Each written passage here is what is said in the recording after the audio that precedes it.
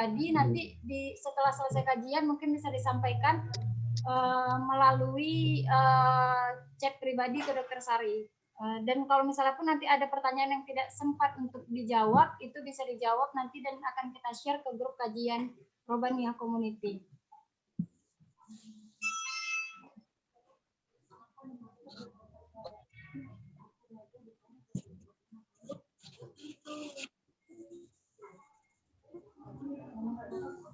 Dan di sini juga udah bergabung bersama kita, yaitu ada Dokter Aida, ada Dokter Elda, dan Dokter Sari juga insya Allah sudah bersama kita di sini, serta Ibu Sinta yang sebagai moderator pada hari ini. Dan ahlan wa sahlan kepada semuanya, kepada ibu-ibu yang dari Dumai, dari Aceh, dari Sumbar, ahlan wa sahlan kepada semuanya, dan semoga kajian kita pada hari ini bisa berjalan dengan baik.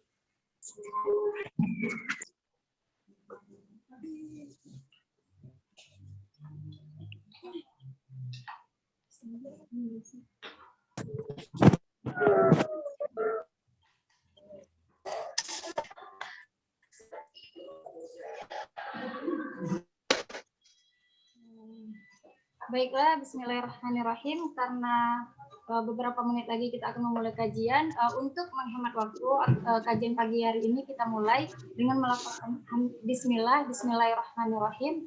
Alhamdulillahirrahmanirrahim. Wassalatu wassalamu ala asrafil anbiya'i wal mursalin wa ala alihi wa sahbihi rasulillahi ajmain amma ba'du. Salawat dan salam tak lupa pula kita hadiahkan kepada junjungan alam kita Nabi besar Muhammad sallallahu alaihi wasallam dengan melafazkan Allahumma sholli ala sayyidina Muhammad wa ala ali sayyidina Muhammad. Baiklah, untuk mempersingkat waktu dan untuk menambah keberkahan kita pada kajian kita pada pagi hari ini, marilah sama-sama kita untuk mendengarkan tilawah Al-Quran, yaitu Quran Surah Al-Ahzab ayat 70 sampai 73 yang akan dibawakan oleh Ustazah Nadia Rahma. Kepada Ustazah Nadia Rahma, kami persilahkan. Bismillahirrahmanirrahim. Assalamualaikum warahmatullahi wabarakatuh. A'udzu billahi minasy syaithanir rajim. Bismillahirrahmanirrahim. Ya ayyuhalladzina amanu taqullaha wa qulu qawlan sadida yuslih lakum a'malakum wa yaghfir lakum dunubakum wa man yuti'illaha wa rasulahu faqad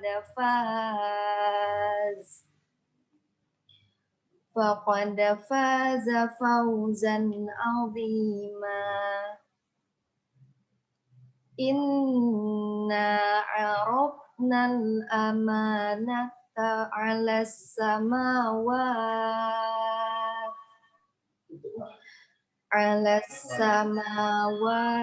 wal ardi wal jibal fa abaina an yahmilnaha wa ashfaqna minha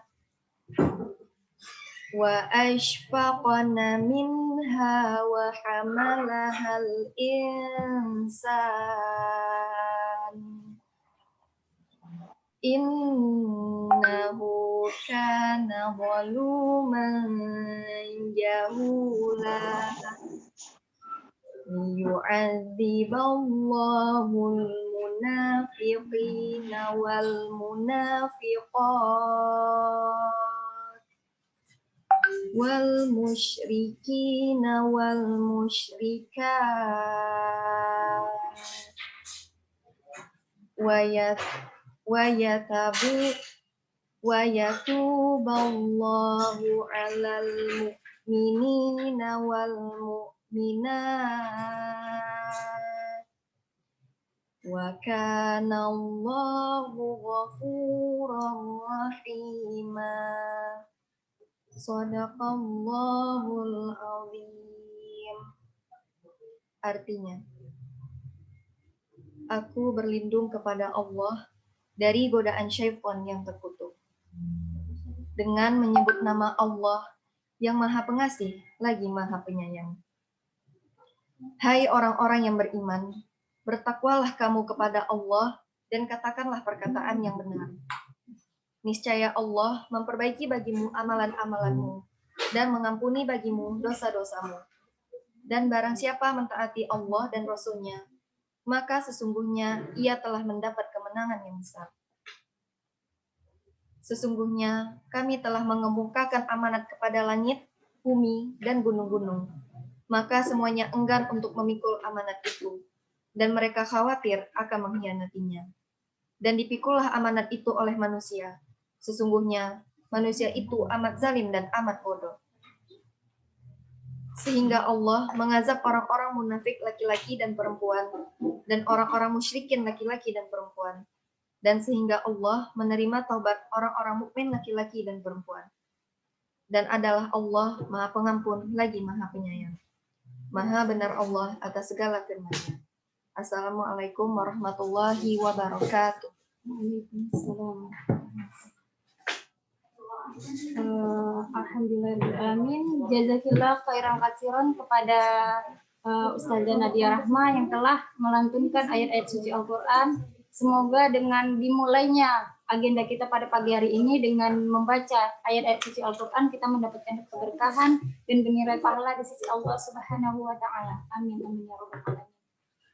Dan baiklah ibu-ibu, sebelum kita memasuki acara selanjutnya, marilah sama-sama kita untuk membacakan doa Robito yang insya Allah akan dipandu oleh saya sendiri.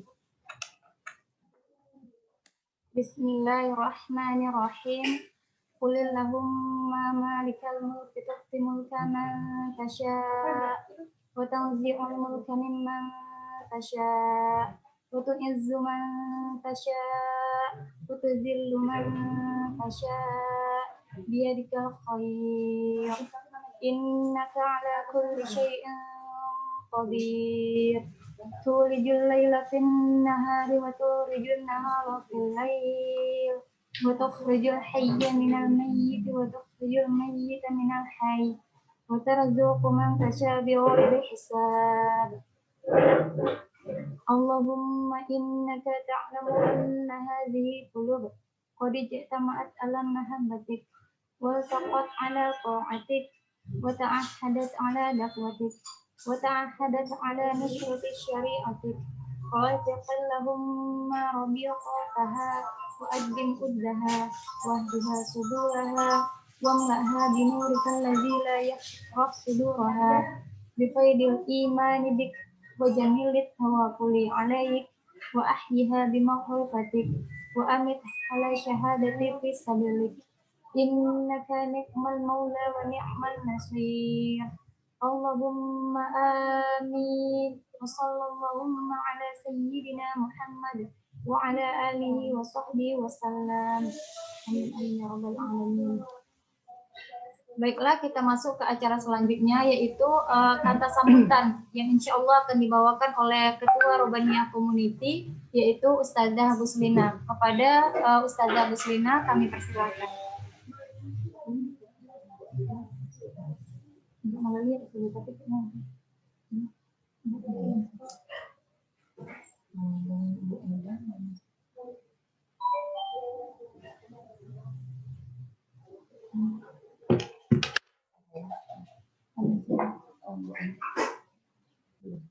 Aida nak cari Aida nak.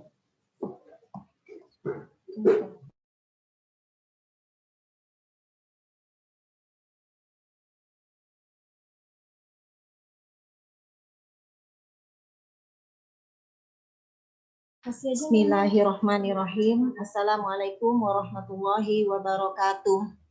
Waalaikumsalam warahmatullahi wabarakatuh. Innal hamdalillah nahmaduhu wa nasta'inuhu wa nastaghfiruh wa na'udzu billahi min syururi anfusina wa min sayyiati a'malina may yahdihillahu fala mudhillalah wa may yudlil fala hadiyalah.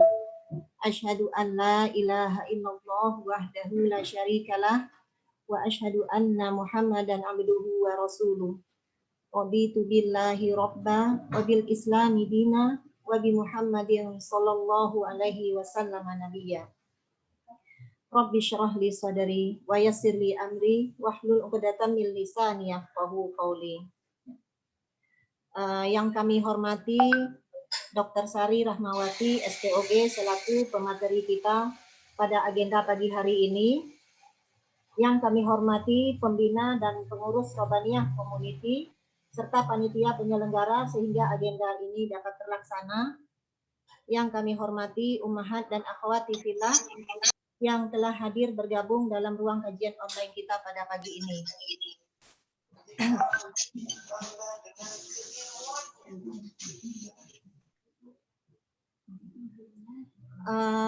Di sini juga sudah hadir bersama kita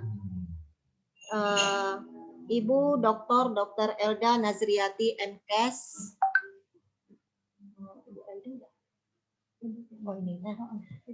Juga sudah hadir bersama kita di sini Ibu Aida Malika SPSI MSI dan ibu-ibu partisipan yang dari Aceh, yang dari Dumai, yang dari Sumatera Barat. Ahlan wa sahlan kami ucapkan juga kepada seluruh partisipan yang tidak dapat kami sebutkan satu persatu. Ya. Merupakan suatu kebahagiaan bagi kami untuk bisa bersilaturahmi dan berbagi dengan perempuan-perempuan dan ibu-ibu hebat yang hadir di sini.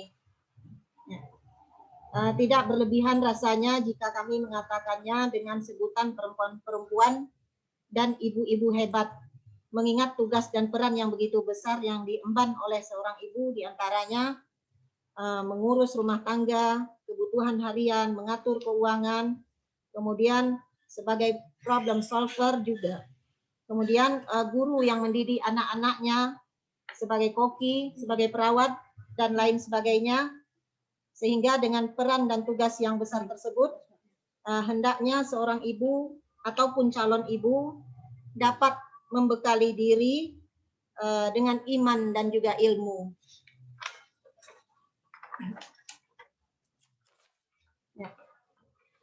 Dan Islam yang juga adalah syariat yang mencakup segala urusan, bahkan segala aspek kehidupan, baik untuk kehidupan dunia maupun kehidupan akhirat. Tidak ada hal sekecil apapun yang terlewatkan kecuali untuk diperhatikan, termasuk di dalamnya kewajiban untuk menjaga kesehatan. Nah, dari dua alasan inilah yang melatar belakangi kami Robaniyah Community merasa perlu membuat agenda kajian kesehatan khusus untuk wanita. Yang pada kajian perdana ini kami mengambil tema reproduksi sehat, keluarga bahagia, yang insya Allah sebentar lagi akan disajikan oleh pemateri kita Dr. Sari Rahmawati SPOG. Ya. Kami mengajak kita semua untuk memanfaatkan momen ini, mengambil sebanyak-banyaknya informasi seputar kesehatan reproduksi, baik itu untuk diri kita sendiri maupun untuk berbagi kembali dengan orang-orang yang kita sayangi. Ya, mumpung Bu Dokter bersama kita saat ini, silahkan mengirimkan pertanyaan pada room chat jika ada yang ingin ditanyakan. Apakah itu berupa keluhan atau hanya sekedar ingin tahu bagaimana menjaga kesehatan reproduksi. Nanti moderator akan memandu kita, insya Allah akan dijawab jika waktu masih tersedia. Ya.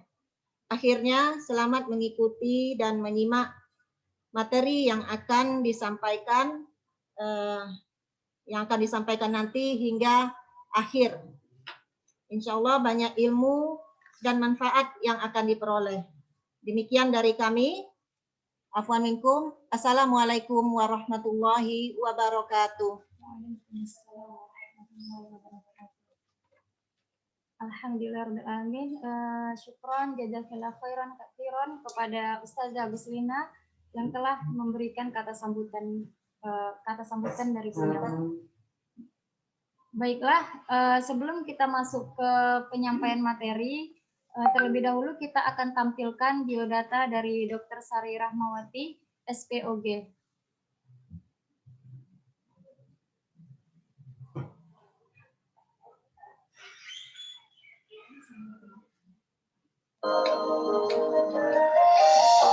Dr. Sari Rahmawati, SPOG, yang biasa juga dipanggil dengan Dr.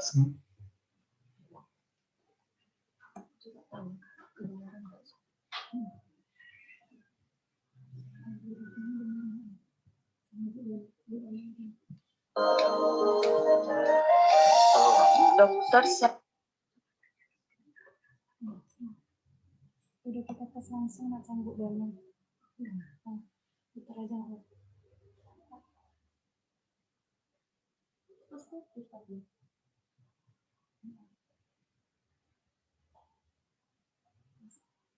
Soalnya nggak enak diputanya langsung.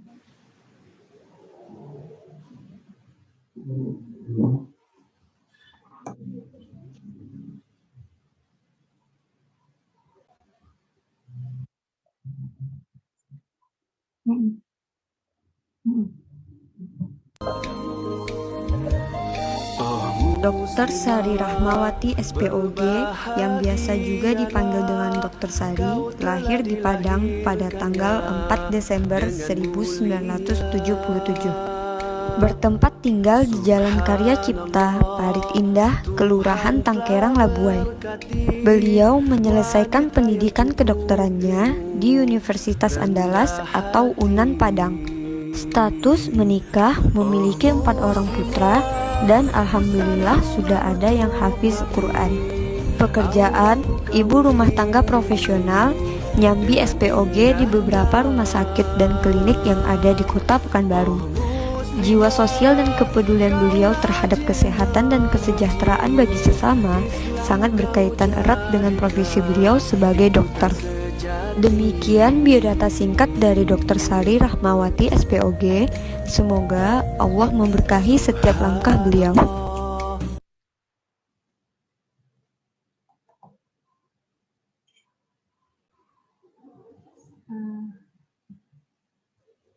Alhamdulillahirrahmanirrahim. Baiklah, insya Allah nanti acara kita ke depannya akan dipandu oleh Ibu Sinta yang ada di samping saya ini. Nanti beliau akan memandu kita untuk berdampingan dengan Dr. Sari Rahmawati saat menyampaikan materi. Baiklah, sekarang kita akan mendengarkan materi yang akan disampaikan oleh Dr. Sari Rahmawati, SPOG. Mari sama-sama kita simak dan kita ambil ilmu-ilmu yang sangat bermanfaat yang akan disampaikan oleh Dr. Sari nantinya. Baiklah, kepada Dr. Sari, waktu dan tempat kami persilakan.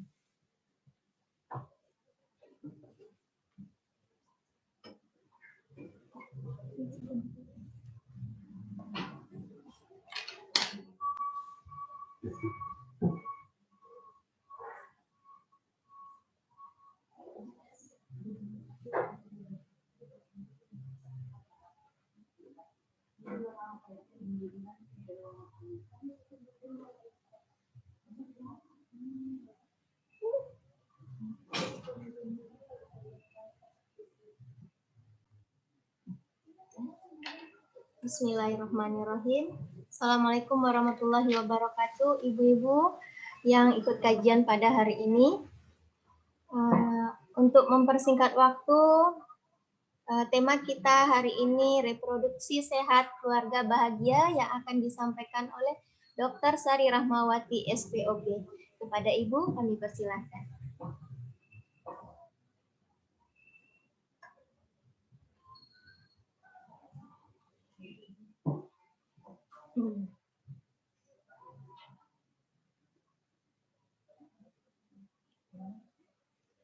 Bismillahirrahmanirrahim.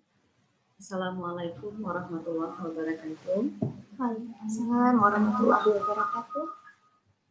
Alhamdulillahirabbil alamin. Puji syukur kepada Allah atas segala karunia dan nikmat yang telah diberikan kepada kita.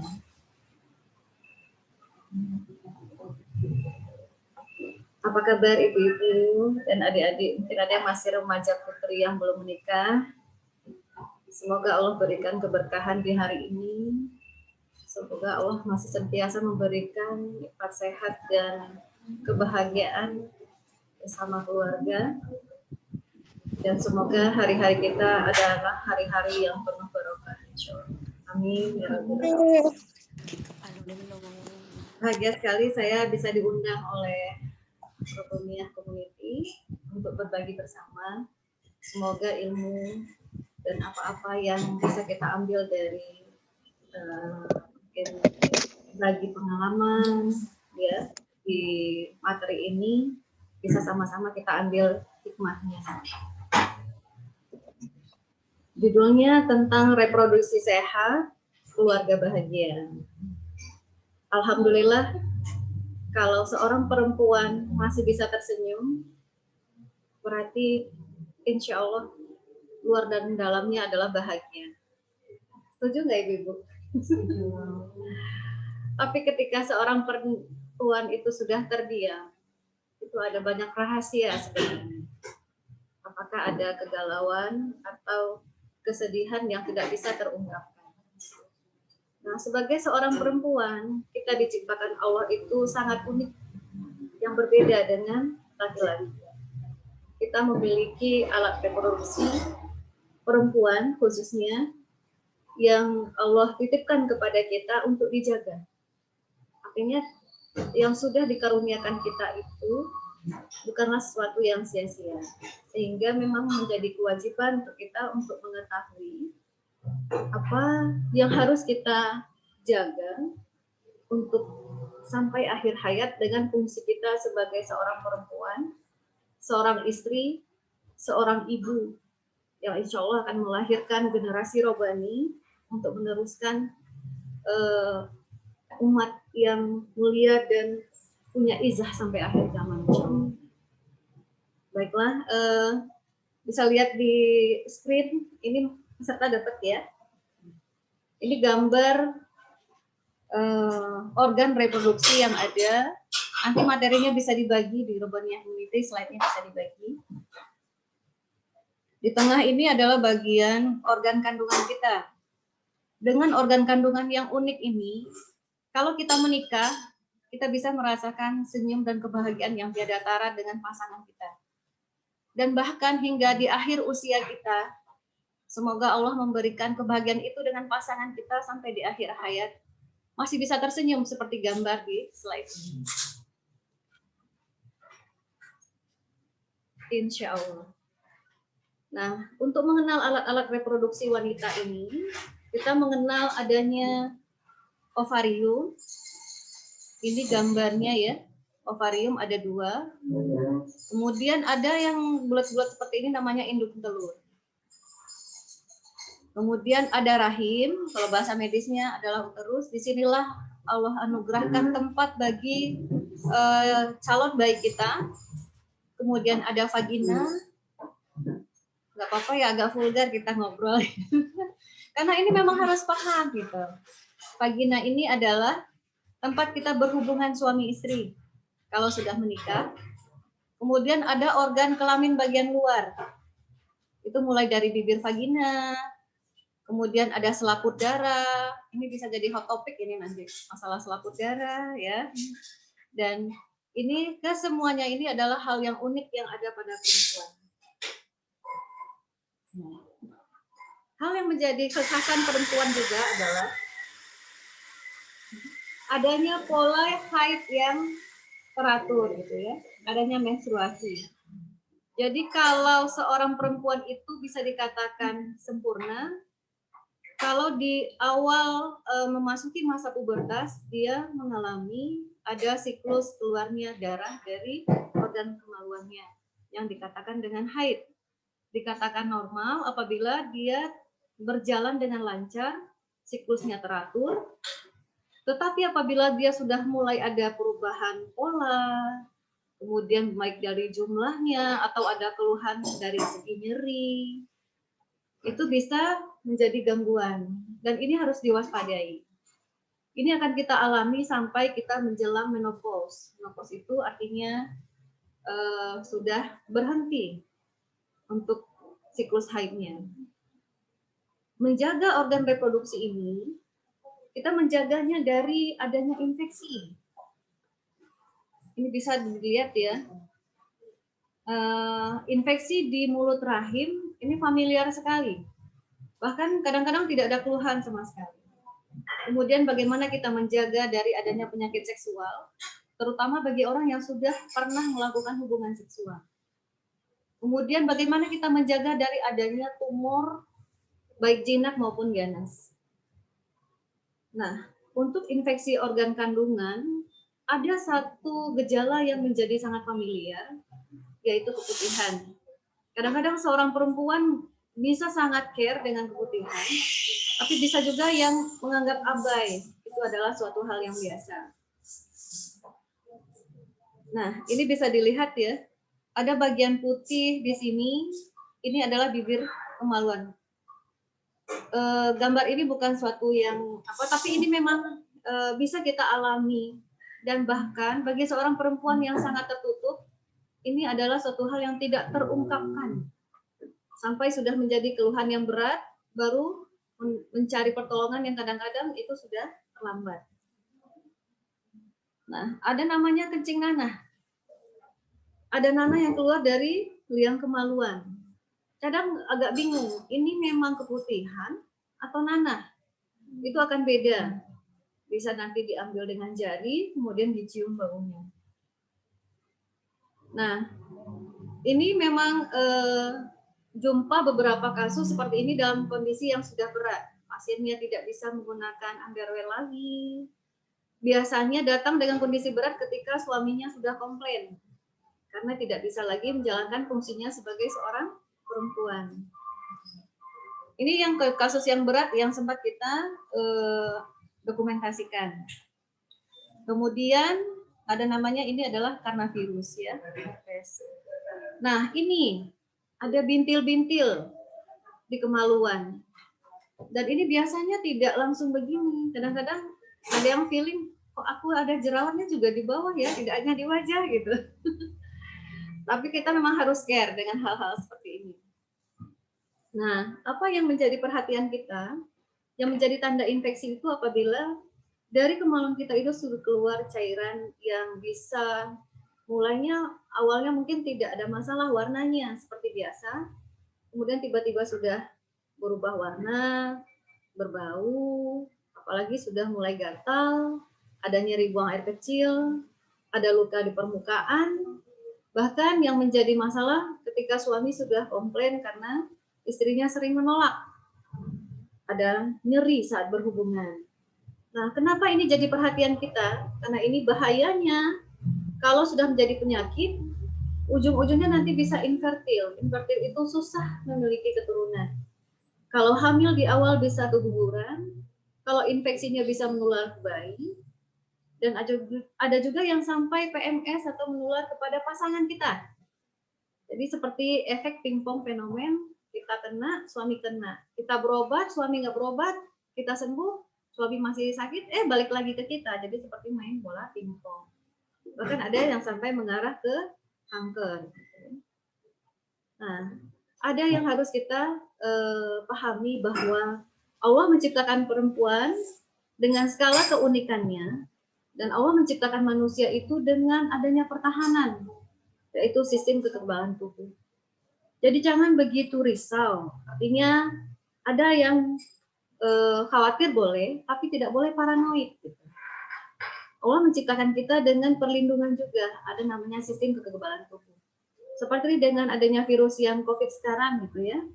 Waspada iya, tapi jangan berlebihan paranoidnya, karena segala sesuatu tidak akan terjadi kecuali dengan izin Allah. Seperti itu juga dengan organ reproduksi kita. Memang kewajiban kita untuk menjaga, tapi insya Allah ada perlindungan kekebalan tubuh di badan kita. Nah, ada yang diwaspadai dari infeksi organ kemaluan ini yang berujung dengan adanya HIV sebenarnya, dengan gejala, kalau sudah mengalami gejala namanya AIDS, ada sindromnya. Yang harus diwaspadai itu adalah adanya batuk, berat badan kok turun-turun, kok baju jadinya lapang gitu ya. Kemudian kalau diraba kok ada yang bengkak di sekitar kemaluan, di kelenjarnya. Kemudian kadang-kadang meriang tanpa sebab gitu. Kemudian diare itu sering bolak-balik ke kamar mandi untuk buang air besar, tapi bukan gara-gara makan yang berbeda.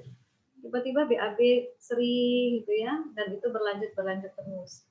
Yang khas adalah bercak putih di langit-langit. Jadi kalau gosok gigi kan di kamar mandi ada kacanya.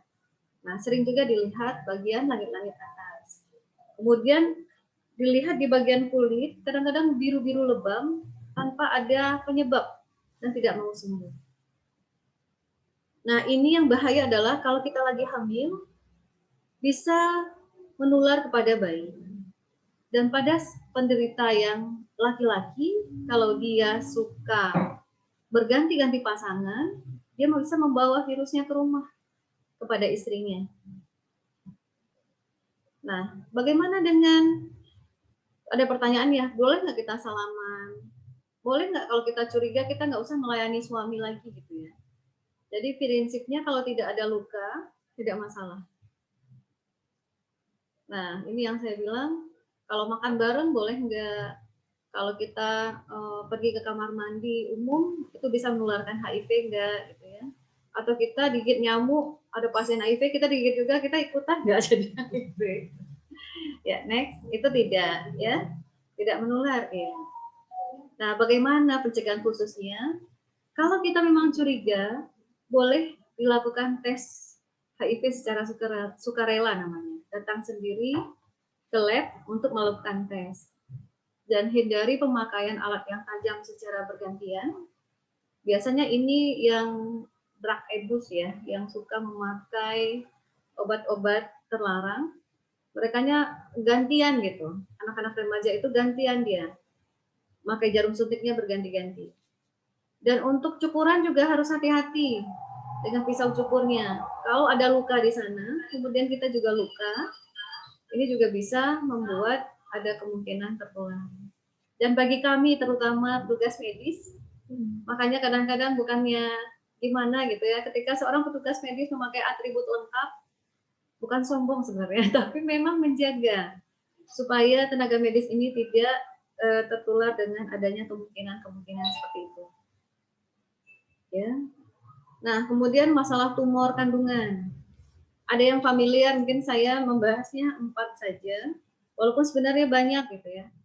Ada kista ovarium, ada miom di rahim, ada kista. Jadi, dok, saya ada kista, tapi kok di kemaluan, kata dokternya. Jadi kista itu tidak hanya di dalam perut, ada juga namanya kista Bartolini, di bibir kemaluan. Dia ada bengkak, biasanya nyeri. Nah, ini penyebab kadang-kadang seorang istri surut gitu. Ketika diajak suaminya, dia lebih sering menolak secara halus. Kemudian yang bahaya adalah kanker serviks. Ini diantara penyebab kematian tertinggi pada seorang perempuan. Nah, ini yang dikatakan kista ovarium ya. Jadi normalnya sel telur kita ada di dalam ovarium. Ini ukurannya paling besar, paling cuma 2 cm. Nah, ketika dia sudah membesar, lebih dari 5 cm itu baru dikatakan kista. Ini pasien saya memang sengaja didokumentasikan untuk contoh bagi yang pengen tahu. Nah, ini yang miom. Kalau kista tadi di sel telur, kalau miom itu daging tumbuh di rahim. Pernah makan bakso urat mungkin ya? Ini ibaratnya bakso urat beranak. Nah, ini adalah miomnya. Ini kebetulan pasien saya dari Jakarta ke Pekanbaru hanya untuk operasi saja. Karena beliau memang belum punya anak, tapi dianjurkan dokter di sana untuk angkat rahim. Nah, ini dibuang miomnya, dengan rahimnya masih dipertahankan. Jadi ibu-ibu jangan khawatir, kalau kita punya keluhan, silakan share dengan dokternya. Maunya kita apa gitu ya. Dokter itu juga nggak saklek kok. Biasanya banyak timbangnya. Walaupun secara medis lebih gampang dibuang total gitu ya. Maksudnya seret-seret selesai gitu. Tapi dengan ada timbang, misalnya dok saya pengen punya anak gitu ya. itu masih ada pertimbangan, walaupun akan ada kesulitan-kesulitan di saat operasi, tapi insya Allah dengan izin Allah mudah-mudahan dimudahkan dan dilancarkan, dan berharap keinginan pasien bisa terpenuhi. Nah, ini yang saya bilang dengan kista Bartholin, adanya kista di kemaluan. Ibu-ibu bisa merasa-rasa, kadang-kadang mungkin ini nggak care ya, ketika buang air kecil, cuci udah, terus gatel, main garuk ya, mulainya mungkin kecil aja, lama-lama membesar. Dan ini biasanya isinya nanah bahkan darah kental. Dan kalau sudah sangat nyeri, ini biasanya suaminya komplain. Nah, ini yang paling dominan adalah kanker serviks, di mana dikatakan setiap 2 menit di dunia 1 perempuan meninggal karena kanker serviks. Jadi lebih parah daripada COVID sebenarnya. Dan setiap 1 jam di Indonesia 1 perempuan meninggal karena kanker serviks. Dan ini memang kadang-kadang datangnya sudah late stage, tidak bisa diapa-apain lagi gitu. Nah, ini yang dikatakan mulut rahim, bisa lihat di gambar ya. Mulut rahim, bagi orang yang sudah pernah melahirkan, mulut rahim ini akan terbuka. Kalau dia kanker seperti bunga kol, brokoli. Kalau yang suka masak, bikin capcay, brokoli ini lah. Jadi kalau diintip begitu. Nah, apa sih sebenarnya kanker serviks ini? Penyebabnya memang virus. Ya, namanya virus HPV, Human Papilloma Virus. Ini hanya diderita oleh perempuan yang sudah pernah melakukan hubungan seksual. Jadi kanker serviks bisa nggak pada anak gadis? Bisa. Kalau dia pernah melakukan hubungan seksual. Jadi kalau zaman sekarang jangan terlalu percaya statusnya nona.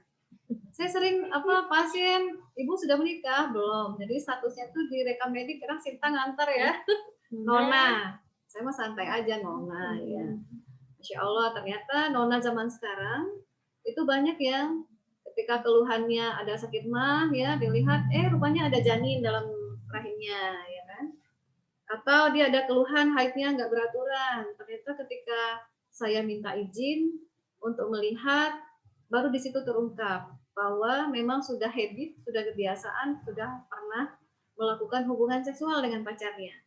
Jadi tidak bisa terlalu dipercaya status perempuan. Dan ini mungkin jadi PR ya bagi kita semua. Dan kalau kita ada keluhan sekarang, itu berarti sudah review dari sebelumnya.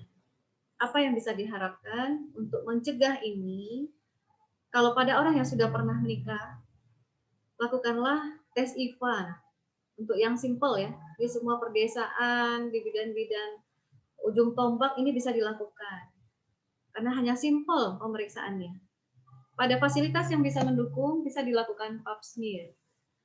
Dan memang ini biayanya mungkin agak lebih memerlukan biaya besar. Nah, pada orang yang sudah menikah ini dianjurkan.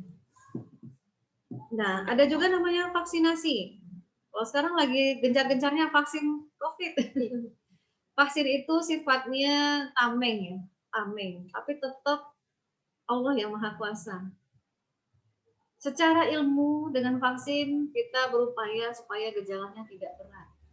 Jadi vaksin yang ada di Indonesia untuk kanker serviks ini ada 2, ada yang bivalen, ada yang 4 ya, quadrivalen, dan ini bisa didapatkan di praktek atau di rumah sakit.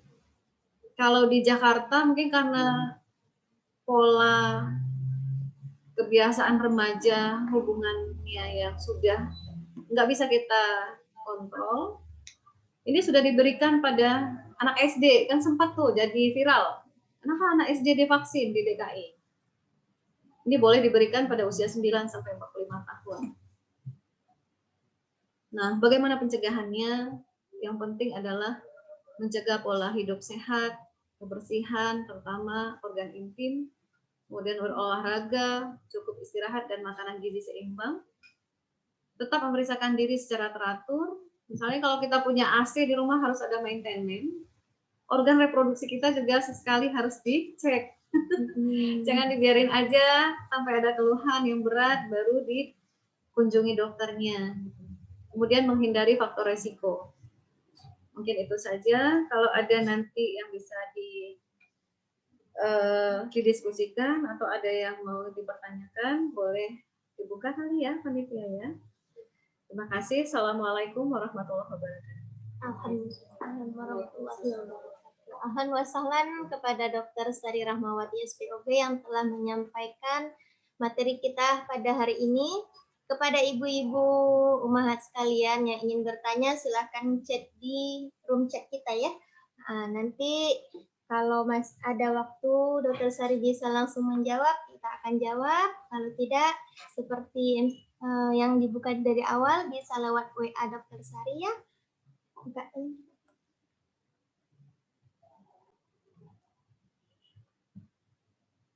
Oke, buat ibu-ibu sudah bisa chat di room chat kita ya. Ini udah dari atas ya. Ini di atasnya. Oh gitu, yang langsung ya. Baik, ini ya.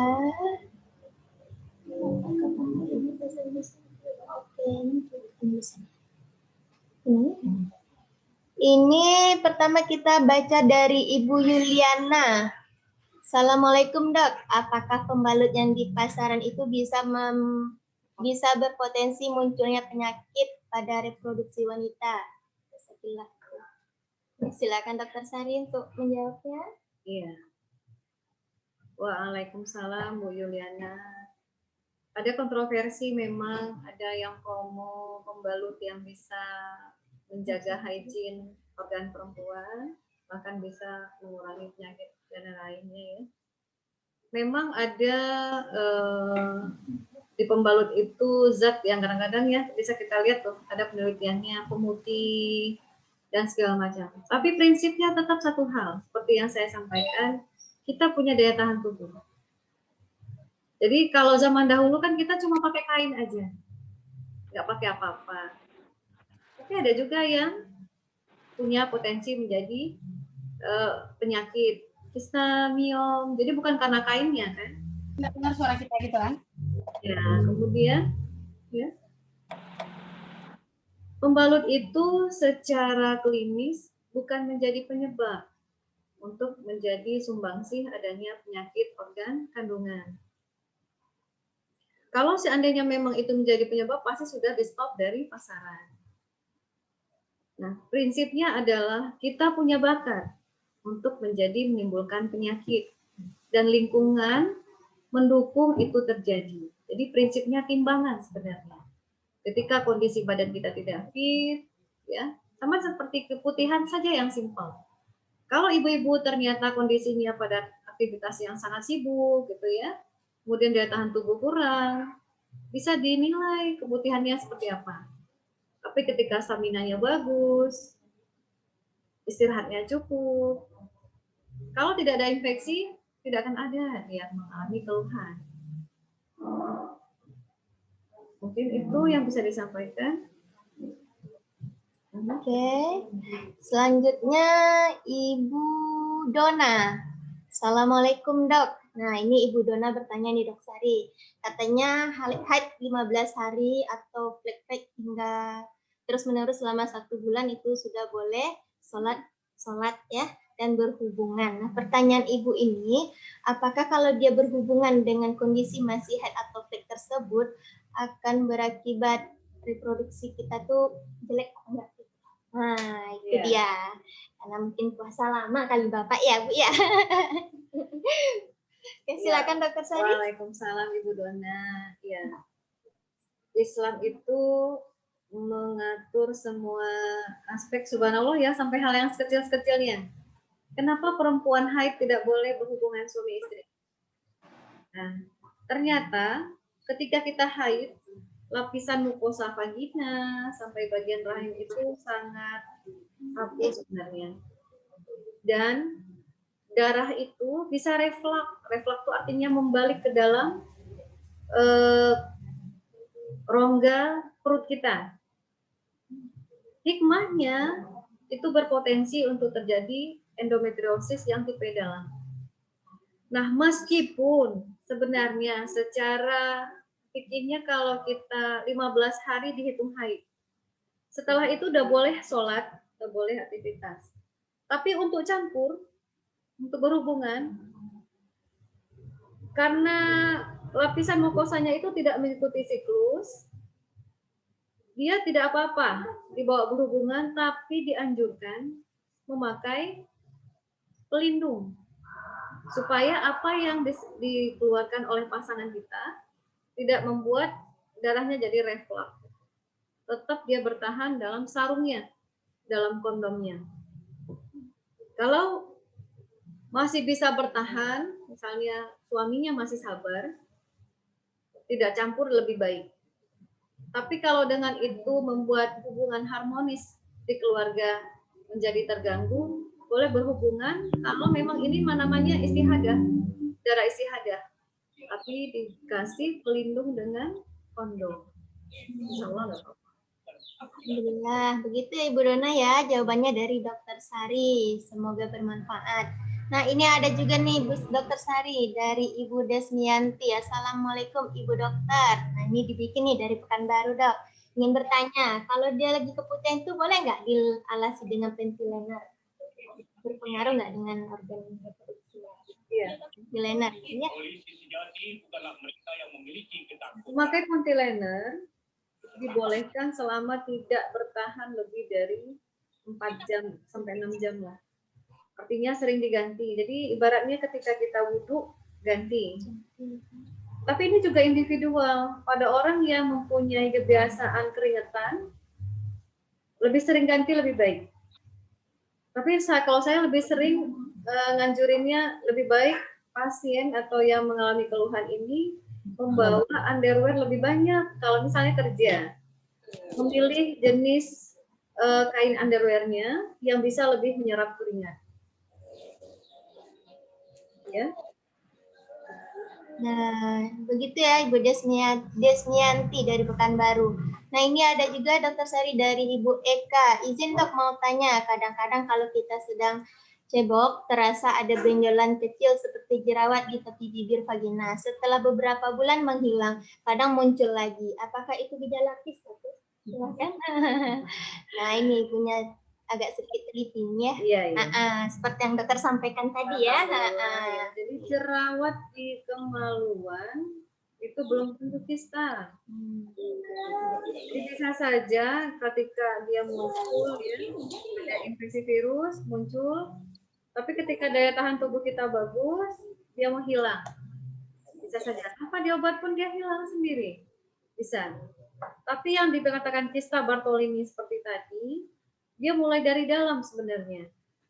Mulai dari dalam bengkaknya, tambah lama tambah besar, kemudian nyeri. Kalau dikasih obat, dia baru berkurang. Tapi nanti muncul lagi. Bolak-balik gitu, muncul lagi. Sampai ketika dia tidak bisa lagi, sumbatannya itu menjadi bernanah, dan itu sangat nyeri, itu baru perlu tindakan pembedahan. Ya. Nah, begitu ya Ibu Eka ya, sering-sering dicek. Nah, kalau perlu kontrol ke dokter Sarinya langsung ya. Nah, dokter mana aja bisa, tapi terdekat ya. Nah, ini ada dari Ibu Niken. Assalamualaikum Bu Dokter. Saya Niken dari Kampar. Apa sih yang menyebabkan miom? Miom ya. Miom. Silakan Bu. Iya. Niken secara teori miom itu 4F. Female, perempuan. Pada laki-laki tidak ada miom.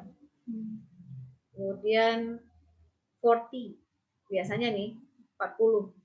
Tapi ada juga kasus saya pernah dapat masih remaja malah, 18 tahun ada miom.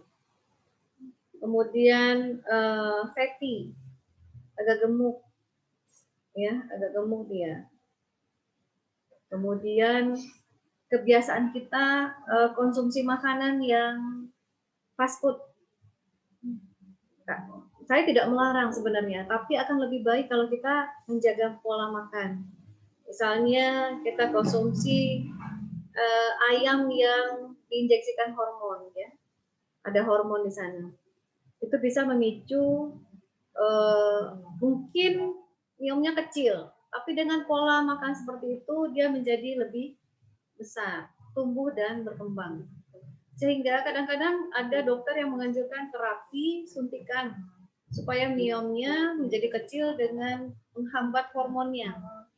Tapi kalau dia sudah kandung besar, biasanya ini tidak akan responan. Begitu Bu Niken ya. Gitu ya Ibu Niken ya. Next dengan Ibu Sri Darmaya. Oke, Assalamualaikum Ibu Dokter, apakah kista bisa tumbuh selain di rahim? Misalnya seperti benjolan di payudara. Apakah itu termasuk kista, Dok? Iya. Jadi kista itu adalah prinsipnya kantong yang berisi cairan di dalamnya. Itu yang dikatakan kista ya. Kista itu bisa di dalam rahim, kecil-kecil di ujungnya namanya polip endometrium. Jadi sering bilang ada kista di rahim. Saya juga bingung kenapa pasien bilang kista di rahim. Dokternya membuat perumpamaan seperti itu supaya pasiennya paham. Ini balon diisi air, tapi dia tumbuhnya di dalam rongga rahim kita. Jadi ketika mens jadi banyak gitu, itu namanya seperti itu. Polip sebenarnya diagnosanya. Nah, kalau di payudara ada benjolan, namanya bukan kista. Karena prinsipnya kista itu adalah suatu seperti balon perumpamannya, tapi ada airnya. Kalau yang di payudara itu namanya FAM, fibroadenoma mame. Dia jaringan ikat yang muncul di kelenjar-kelenjar payudara. Jadi itu biasanya jinak. Tidak ada masalah. Ada juga kista di ginjal. Macam-macam itu. Yang penting dia bulatan yang berisi cairan. Nah, itu yang disebut dengan kista. Pada perempuan yang lebih dominan adalah kista di ovarium dan di kelenjar Bartolini. Makanya namanya kista Bartolini. Nah, begitu ya Bu Sri ya. Selanjutnya Ibu Darwanti. Assalamualaikum Dok. Saya mau tanya, umur saya sudah 53 tahun, tapi saya masih haid teratur. Alhamdulillah. Sedangkan teman-teman saya yang di bawah 50 tahun sudah berhenti. Apakah saya ada penyakit, Dok? Nah, itu. Risau pula ibunya ya kan? Alhamdulillah Ibu Darwanti masih diberikan Allah kesempatan. Berarti organ reproduksinya bagus ya. Sampai umur 53 haid masih beraturan. Berarti sel-sel telurnya biasanya ini punya putra putri berapa? Biasanya gitu. Menikah muda. Saya tidak menganjurkan menikah muda sih, tapi memang sering orang yang menikah muda kemudian memiliki anak yang cukup banyak ya. Jadi kan ada postponnya ketika kita hamil. Jadi Allah itu menciptakan kita tuh dengan sel telur di dalam kandungan itu berjuta-juta di awalnya. Ketika lahir bayi perempuan ini ada takaran sel telurnya berapa. Nah, ketika dia sudah remaja, mulai haid sel telur ini dilepaskan. Tapi kalau kita hamil, kan postpone itu 9 bulan ada tabungan sel telur. Coba bayangkan kalau anaknya 12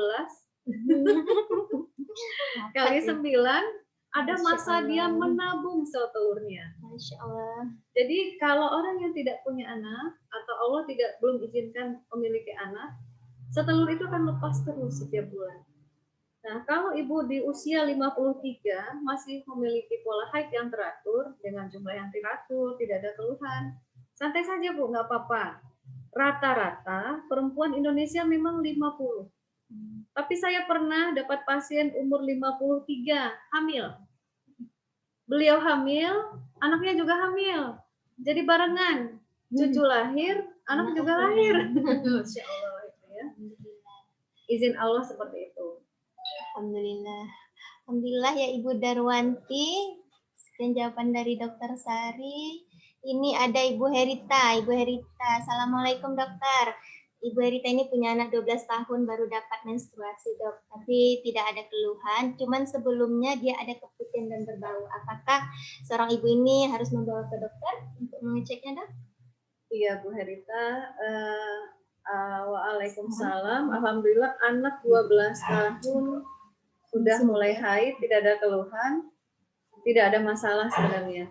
Kalau ada keputihan yang sampai gejala berbau, coba direview kebiasaan putri kita seperti apa. Misal, apakah mereka suka memainkan organ genital? Karena memang akhir-akhir ini dari anak SD itu bahkan TK ya, karena pengaruh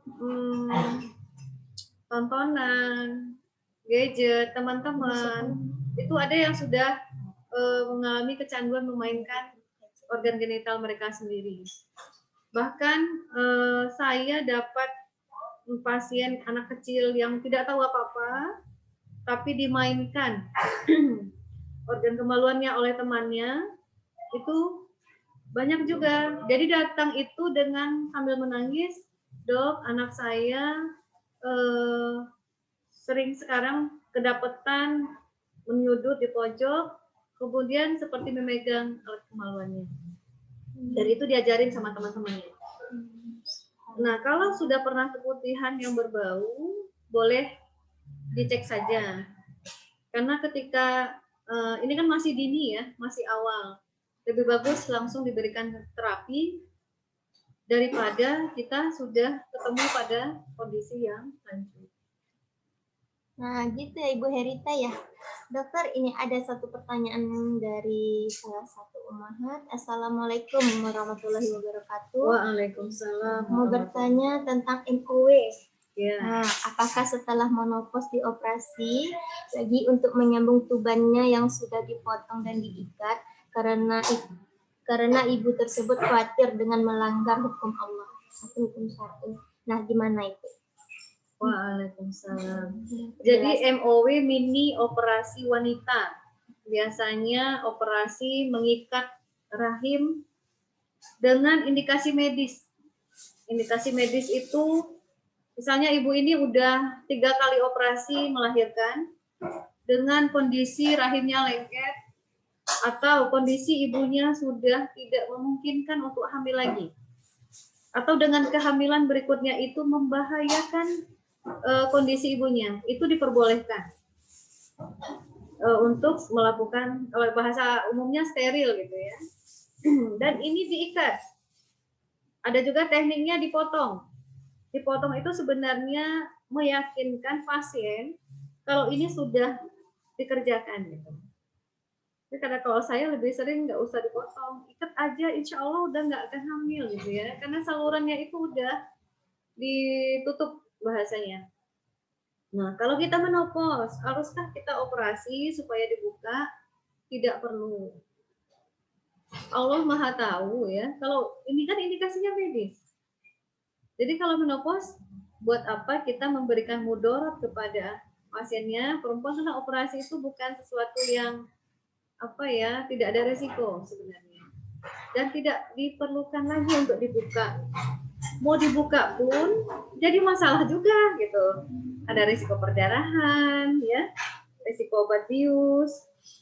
Insya Allah kalau kita sudah mantap ketika ada MOW, itu akan dibawa sampai akhir hayat kita. Sama dengan pertanyaan saya juga mau ini ya.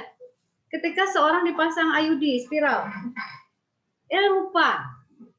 Ada pasien saya umurnya sudah 65 tahun. Dok, IUD ini sudah 35 tahun di badan saya. Saya lupa untuk membukanya. Terus saya bilang, Ibu, insya Allah nggak apa-apa. Dibawa ke sampai alam kubur. Istilahnya kalau meninggal pun tidak dibuka, IUD-nya nggak apa-apa. Tapi namanya ini ya, syak di ini, dok boleh nggak dibuka? Bukannya nggak boleh, ya boleh juga dibuka. Dibuka dengan, memang ada, kalau sudah menopause itu kan sudah lengket ya. Dibuka tidak masalah, nggak dibuka juga nggak apa-apa. Tapi terserah ibu nyamannya gimana, nyamannya dibuka ya udah. Jadi jangan sama dengan misalnya ada orang pasang gigi ya, gigi, atau pasang pen lah, yang lebih simpel. Kecelakaan, pasang pen di tulang. Nah ketika meninggal haruskah pen itu dibuang? Kan tidak, dibawa sampai kubur. Ini tuh jawabnya. Ya, Oke. Nah, ini Dok, ada apa? Mungkin kita beri kesempatan kepada ibu-ibu kajian yang ada di hari ini untuk melontarkan satu pertanyaan ya kepada ibu-ibu. Kita beri kesempatan untuk apa? Nanti Dokter Sari akan memberi pertanyaan ya. Dokter Sari akan memberikan pertanyaan kepada ibu-ibu. Jadi siapa yang bisa jawab nanti dibuka ininya, soundnya ya. Apa sih? Di room chat. Oke. Apanya jawabannya ya? Bilang oke dulu, nanti siapa yang pertama bilang oke itu yang boleh jawab. Oke, baik ibu-ibu, nanti Dokter Sari akan memberikan satu pertanyaan. Ibu-ibu bilang di room chat oke. Siapa yang duluan nanti kita kasih kesempatan untuk menjawabnya. Ya ibu-ibu. Oke, pertanyaan dari Dokter Sari. Berapa? Mungkin ada satu pertanyaan untuk ibu-ibu yang ada di jauh sana. Kayaknya se-Indonesia gitu. Alhamdulillah ya Bu ya. Iya, pertanyaan saya simpel saja. Mungkin ya, bagi yang nyimak tadi materinya. Adakah ikhtiar kita untuk mencegah suatu penyakit yang mungkin menjadi momok ya bagi perempuan, yaitu kanker serviks? Apa ikhtiarnya untuk mencegah jadinya kanker serviks? Ya, silakan. Ayo ibu-ibu, klik oke di room chat-nya. Siapa yang duluan, kita kasih kesempatan untuk menjawabnya. Jadi, ada ya? Ada ya? Apa ikhtiar kita? Oke, Ibu Darwanti.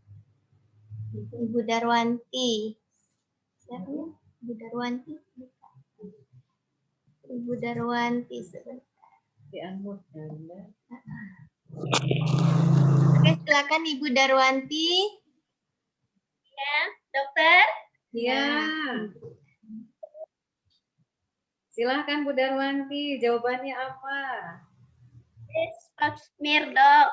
Alhamdulillah, Masya Allah, tabarakallah. Betul, pap smear ya. Ibu Darwanti sudah pernah pap smear? Alhamdulillah. Makanya Ibu tahu ya. Selain menyimak, Ibu juga Allah ya Bu. Ya. Oke. Betul Bu Darwanti, kita memang dianjurkan untuk pap smear ya, berkala.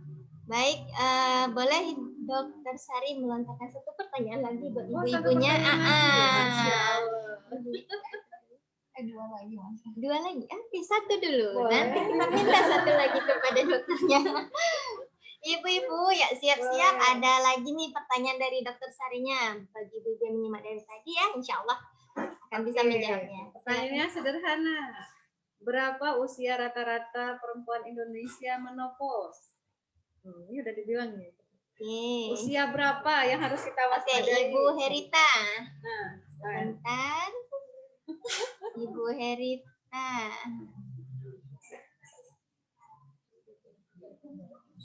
iya. Ada 50 tahun, Dok. berapa Bu Herita?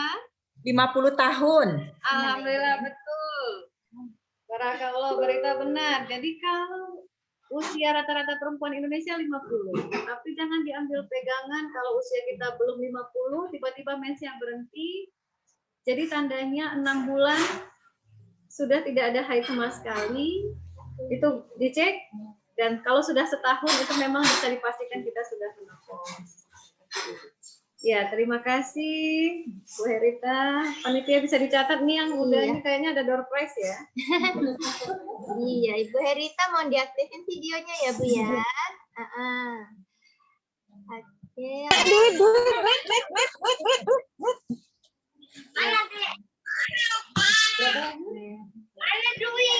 Ada satu pertanyaan lagi ya, Ibu-ibu ya. Sebentar. Pertanyaan Ada. gampang ini. Kalau ibu-ibunya mendengar dari awal hingga akhir, insya Allah ibu-ibu bisa menjawabnya ya. Nah, untuk ibu-ibu diaktifin videonya ya, Bu ya, biar nanti bisa dilihat sama dokternya. Mana ini tadi? Jadi pertanyaannya ibu-ibu, sangat sederhana. yang harus kita waspadai untuk adanya gangguan di organ kandungan kita? Ayo, gejala sederhana saja. Apa gejala sederhananya? Untuk menandai kita harus ngecek alat kandungan kita.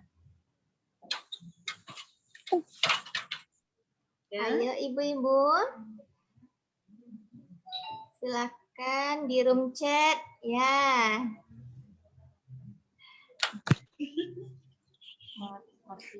Ibu Martia. Oke. Mana nak bisa ini gimana? Adanya nyeri, keputihan yang berlebihan, Langsung banyak ini. Ya, lanjut Bu, apa lagi? adanya baunya yang tak sedap, yang berlebihan. Betul, betul Bu Martia ya. Alhamdulillah. Jadi memang kita harus waspadai kalau ada keputihan berlebihan, baunya, adanya nyeri, benar sekali.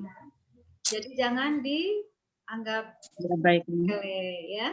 Terima kasih Bu Martia. Ya Bu, sama-sama. Boleh. Ibu Herita mohon dihidupkan videonya, Bu. Kita mau foto bareng nggak ya? Kita Ini kata mau panitia. dengan cantik, Masya Allah ibunya. Kita mau foto bareng dulu yang sudah menjawab pertanyaan. Satu, Satu. 2, 3. Oke. Alhamdulillah. Nanti bisa dibagi ke peserta ya. Oke. Untuk pertanyaan masih lanjut? Masih ada tadi yang lain. Nah, ibu-ibu ini juga masih ada pertanyaan nih untuk Ibu Dokter. Assalamualaikum Ibu Dokter. Adik saya keputihan deras sampai keluar gumpalan putih kecil-kecil. Bahayakah itu, Bu? Umurnya berapa? Oh iya, kebetulan tidak dicantumkan usianya itu. Anissa. Dengan Umi Muhammad ya. Boleh dibuka aja kan? Moodnya dibuka aja. Sebentar. Banyak, alhamdulillah. Ada masuk ya. Ya. Siapa di sini? Di sini. Coba di ini aja. Sudah. Keputihan yang berlebihan, kalau sampai deras, baik diperiksakan. Ada beberapa kasus memang infeksi di bagian dalam yang hanya bisa diselesaikan ketika kita melakukan pemeriksaan dalam. Tapi kalau pasiennya masih gadis, tidak mungkin itu dilakukan. Kecuali ada yang diambilkan sampelnya, kemudian di swab namanya, diperiksakan ke labor, baru kita berikan obatnya apa. Oke, alhamdulillah sekian jawabannya ya Bu ya. Yang pertanyaan tentang keputihan tadi. Ini Dokter Sari, ini ada lagi pertanyaan dari Ibu Syahrial. Assalamualaikum warahmatullahi wabarakatuh. Waalaikumsalam. Iya, Ibu, apakah ibu yang baru melahirkan 6-7 bulan tidak datang bulan atau halangan itu biasa? Iya. Pertanyaan yang bagi yang baru lahiran. Gitu. Ya, 6-7 bulan itu tidak haid gitu ya. Jadi kalau haid kita tidak ada, namanya amenorrhea sekunder. Jadi bukan karena nggak mes sama sekali, tapi ketika kita memakai suntik AB misalnya yang 3 bulan itu nggak haid. Atau kita baru lahiran tapi ASI eksklusif, menyusuinya kuat gitu ya. Itu bisa sampai 1 tahun itu Bu, nggak haid-haid, tidak apa-apa. Tapi ada juga pasien tidak haid-haid, pas diperiksa udah ada lagi di dalam. Nah ini yang mesti diwaspadai ketika kalau sudah ada gejala hamil muda, silahkan diperiksakan. Ya. Demikian Ibu Syahrial. Nah, satu lagi nih Dokter. Ada lagi pertanyaannya dari Ibu Yuliana. Dok, saya sudah nikah 7 tahun, baru hamil dengan persalinan sesar karena sekalian angkat nyom. Anak saya sudah berusia 23 tahun sebagai anak tunggal. Saya ada miom lagi. Nah, sudah 3 dokter menyarankan untuk operasi. Apakah betul miom itu bisa hilang seiring menopause? Nah, Iya, silakan Ibu. iya Bu Yuliana ya. Usia Ibu sudah 51 tahun. Ibu Yuliananya. 51 tahun tapi masih haid beraturan Bu Yuliana ya. Jadi kalau umur udah di atas 50 dan miomnya kita periksa tidak ada tendensi ke arah kemungkinan untuk berkembang jauh gitu ya. Apalagi kalau ukurannya kecil, tidak ada keluhan, tidak ada nyeri, tidak ada apa-apa, biarkan saja. Ketika kita sudah menopause, hormonnya tertekan, dia akan mengecil sendiri. Tapi pada kasus yang walaupun dia menopause, tapi miomnya itu sangat besar, bahkan ada tendensi ke arah ganas, itu malah dianjurkan untuk dibuang, dioperasi, walaupun sudah menopause. Karena biasanya dia deket-deketan dan bawa-bawa yang lain gitu. Tidak hanya miom saja, tapi juga ada yang lainnya yang sudah metastase istilahnya. Dilarang. Demikian Bu Juliana ya. Oke, Ibu Yuliana, demikian jawaban dari Dokter Sari. Nah, ini Dok, ada pertanyaan dari Ibu Maisal. Alat kontrasepsi yang paling aman untuk mengatur keturunan itu apa, Dok? Nah, karena sebagian ibu-ibu pasti agak was-was ya, yang bilang pakai implan kayak gini lah, spiral yang kayak gitulah, gitu ya Dok ya. Silakan. Sebenarnya yang paling aman itu tidak kontrasepsi. Ya. Tapi Gimana kita hamil. Alhamdulillah. Nah, cuma kan dalam kondisi sekarang ya Dok ya, banyak pemikiran ke depan. Iya, jadi kalau dikatakan kontrasepsi tidak ada efek samping, itu tidak bisa. Masing-masing orang berbeda. Allah menciptakan manusia itu tidak seperti cetakan pabrik. Jadi tidak sama kita. Begitupun rahim kita tidak sama. Ada orang cocok dengan spiral, ada yang tidak cocok. Ada yang bisa dengan suntik, ada tidak bisa dengan suntik. Jadi harus dirunut dulu. Misalnya kita punya orang tua ya. Orang tua bisa dirunut tuh bawaannya gimana. Ketika pakai KB suntik jadi tambah gemuk, misalnya perubahan di wajah, kulit hitam-hitam, sakit kepala, jangan diikutin. Misalnya mama udah seperti itu, lebih baik kita tidak mencoba memakai hormon ya. Ada yang lebih minimal efek sampingnya, yaitu memakai mekanik, jadi penghambat mekanik namanya. Suami dikasih sarung, kondom, atau kita yang pasang spiral. IUD, tapi tetap dikatakan tidak bisa garansi bahwa ini cocok. Tetap harus trial ya, dicoba. Ya. Nah, begitu ya Ibu Maisal ya. Jadi baiknya banyak anak kata Dokter Sari ya. Tapi itu benar. Ya, bisa kita pengen banyak anak, ya ada aja kendala kita ya Bu ya. Ya, terus ada lagi ya, sebentar. Ada sih selalu. Nah, ini dari Ibu Dahlena. Assalamualaikum Dokter Sari Rahmawati SPOG. Wah, lengkap. Ibu, ini pertanyaannya sebenarnya simpel Ibu. Apakah kista itu bisa hilang dengan sendirinya? Nah, iya, Bu Lena, kista itu macam-macam. Ada yang hilang sendiri dengan siklus hormon kita. Ada yang walaupun kecil takkan hilang-hilang. Sesuai dengan jenis kistanya. Jadi kalau kistanya tipe yang simple, yang isinya cuma cairan bening saja, ada yang sampai 7 cm, 8 cm, 3 bulan berikutnya hilang. Nah, itu yang dikatakan ketika seseorang berobat herbal, terutama dengan kista yang simple seperti ini, dia akan hilang. Nah, pada kista yang ada isinya, ada macam-macam tuh isinya. Ada yang darah, ya, kista endometriosis. Itu biasanya dengan obat herbal apapun, dia tidak akan hilang. Atau ada tipe yang lain, namanya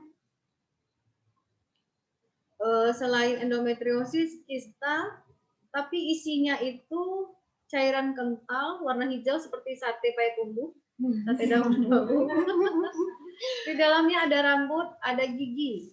Namanya dermoid, kista dermoid. Ada rambut, ada gigi. Pasien saya suka tanya, dok saya diguna-guna ya dok? Bukan, itu bukan diguna-guna. Memang dari awal dia ada di badan kita. Kemudian tumbuh. Ketahuannya seringnya karena pasien ini tidak ada gejala ya karena kecil. Ketika lahiran, ketika operasi seksio, kan kita lihat, oh ada kista, ya udah buang sekalian. Biasanya kan gitu. Atau ada sakit perut yang berlebihan, rupanya melintir, kistanya melintir. Nah, kalau dia simpel saja bisa hilang kok. Jadi nggak usah khawatir. Kalau dibilang dokternya kistanya, dok saya periksa kemarin kistanya 3 cm, nggak usah risau. Kalau masih di bawah 5 cm dia bisa hilang sendiri. Nggak apa-apa.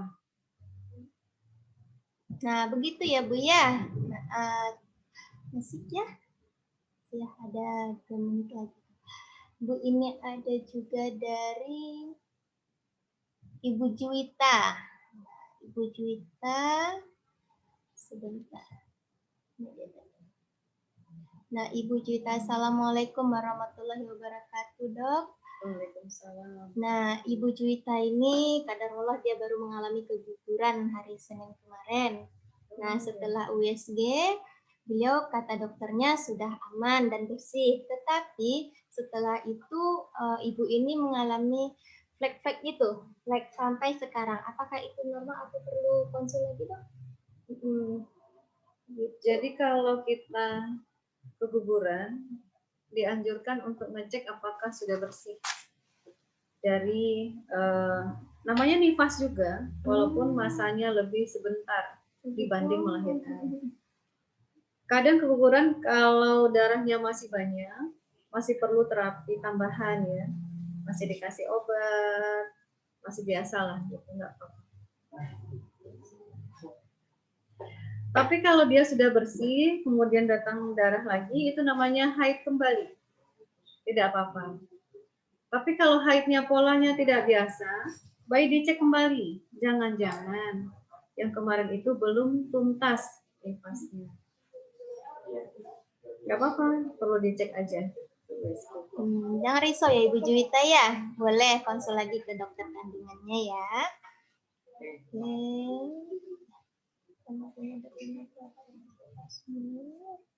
Ada lagi. Semua pertanyaan udah dijawab ya. Oke. Baik ibu-ibu, mungkin mohon maaf ya kalau seandainya pertanyaan tadi ada yang kita belum bacakan, tapi kita udah cross check satu persatu. Pertanyaannya ada yang menyerupai, jadi mungkin jawabannya sudah langsung dijawab sama dokter Sari kita. Nah, di sini kesimpulan sharing kita ya Bu ya. Sharing kita atau kajian kita hari ini adalah satu, pentingnya menjaga kesehatan reproduksi ya Bu ya. Yang kedua, pentingnya menyadari pola haid itu gimana seperti yang udah dijelaskan dokter Sari tadi. Ketiga itu kewaspadaan akan perubahan haid dan keluhan ya Bu ya. Jadi jangan diabaikan saja kalau halangan terasa ini, ya baiknya dikonsulkan ke dokternya. Terus waspadai keluhan keputihan, karena walaupun kita merasa cuek, tapi efeknya lumayan besar ya Bu ya. Yang kelima itu anjuran untuk screening, seperti yang sudah dijelaskan dengan dokter Sari tadi. Baik ibu-ibu semua, terima kasih untuk hari ini ya. Semoga apa yang disampaikan sama dokter Sari tadi bermanfaat untuk kita semuanya, dan semoga Allah Subhanahu wa taala memberikan kesempatan untuk kita berjumpa lagi untuk sharing di tema yang berbeda. Ibu ya, ahlan wa salam. Assalamualaikum warahmatullahi wabarakatuh. Kita foto bersama. Oke. Ini moodnya nggak dibuka biar halo gitu ya kan? Oh iya kita nanti ada ini lagi.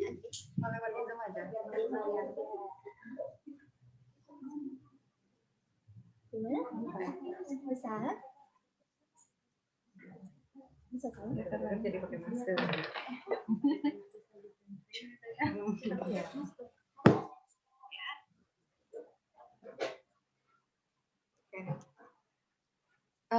Untuk ibu-ibu semuanya dibuka ya kameranya.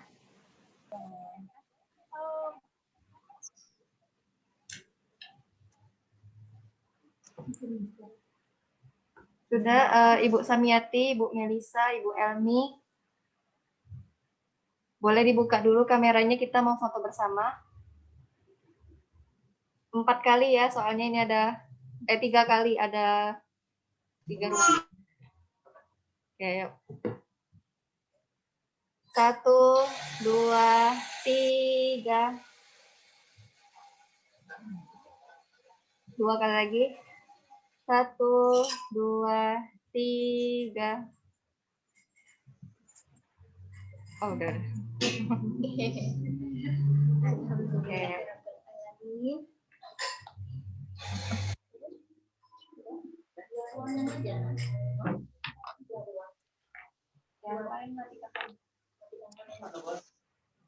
Nggak tahu.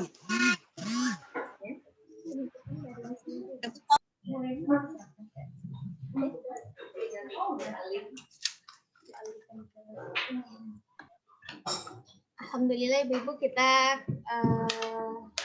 dengan waktu yang ya sangat singkat ya Bu ya, tapi singkat itu bisa luas kalau kita menikmati dan mengambil hikmah.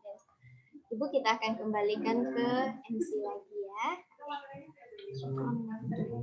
Alhamdulillahirrahmanirrahim. Syukron jazakumullah khairan katsiran kepada Dr. Sari Rahmawati SPOG dan kepada Kak Sinta yang sudah memandu acara kita pada hari ini. Alhamdulillahirrahmanirrahim.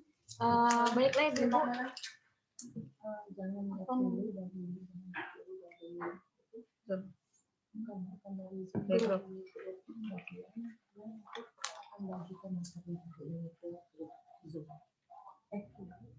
Kajian. Ya. Dan saya ucapkan juga terima kasih terkhususnya kepada Dr. Sari Rahmawati SPOG, kepada Kak Sinta selaku moderator pada pagi hari ini, dan kepada seluruh peserta yang dari Dumai, dari Sumbar, dari Aceh ya Bu, Masya Allah antusiasnya untuk mengikuti kajian pada pagi hari ini, dan untuk ibu-ibu yang dari Pekanbaru juga gitu ya, alhamdulillah kita dapat hadir pada pagi hari ini. Baiklah ibu-ibu, sedikit info.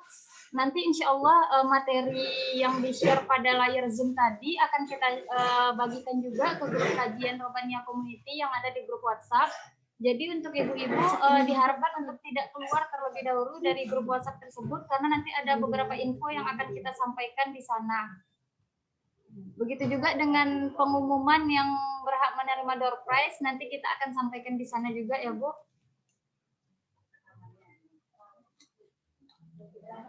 Baiklah, ini kita akan tampilkan akun sosial media kita yang bisa untuk di follow, di like, di subscribe akun-akun sosial media kita, dan mungkin bisa di share juga ke yang lain agar dakwah kita bisa lebih luas lagi ya Bu. Mohon untuk disupport dakwah kita ini dalam kebaikan bersama-sama.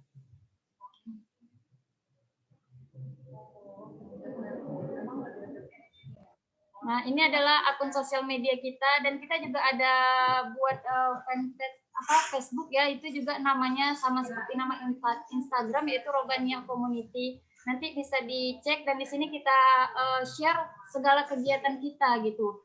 Kita share dalam bentuk video, dalam bentuk foto yang bisa ibu-ibu lihat segala kegiatan Robania Community di akun sosial media kita.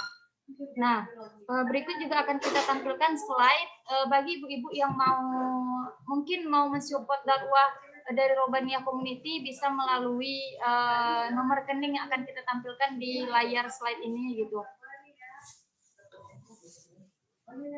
Baiklah ibu-ibu, untuk saya ingatkan lagi, diharapkan kepada ibu-ibu untuk tidak keluar dari grup kajian Robania Community yang ada di WhatsApp. Nanti ada beberapa informasi yang akan kita sampaikan di grup tersebut. Dan untuk pertanyaan yang belum dijawab, udah terjawab semua tadi. Ada yang Insya Allah. Nanti kalau ada yang belum, kita ini kali. Iya, nanti kalau ada yang belum terjawab, mungkin kita bisa kirim ke Dr. Sari, nanti insya Allah akan dijawab, dan jawabannya akan kita share ke grup kajian Robania Community. Dan bagi ibu-ibu mungkin nih mau konsultasi secara pribadi kepada Dr. Sari, insya Allah Dr. Sari bersedia untuk menerima, yaitu bisa menghubungi nomor Dr. Sari, yaitu 08 2600.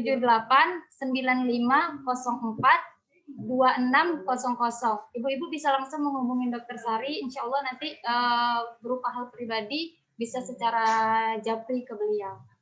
Nah, baiklah ibu-ibu, alhamdulillahirrahmanirrahim telah terlaksana ya kajian kita pada hari ini. Masya Allah luar biasa, antusias dari ibu-ibu juga luar biasa, begitu banyak pertanyaan dan insya Allah jawaban dari Ustazah bisa dipahami oleh ibu-ibu gitu ya, dan alhamdulillah kita mendapatkan ilmu yang luar biasa pada pagi hari ini gitu ya. Semoga Allah selalu memberi kita kesehatan, kenikmatan di dalam kehidupan kita ini gitu. Amin. Baiklah, di akhir kita tutup dengan melafazkan hamdalah, alhamdulillahirabbil alamin. Dan kita istighfar 3 kali, astagfirullahaladzim, astagfirullahaladzim, astagfirullahaladzim. Dan kita tutup bersama-sama dengan doa kafaratul majelis. Bismillahirrahmanirrahim. Subhanakallahumma wa bihamdika asyhadu an la ilaha illa anta astaghfiruka wa atubu ilaik. Assalamualaikum warahmatullahi wabarakatuh. Waalaikumsalam warahmatullahi wabarakatuh.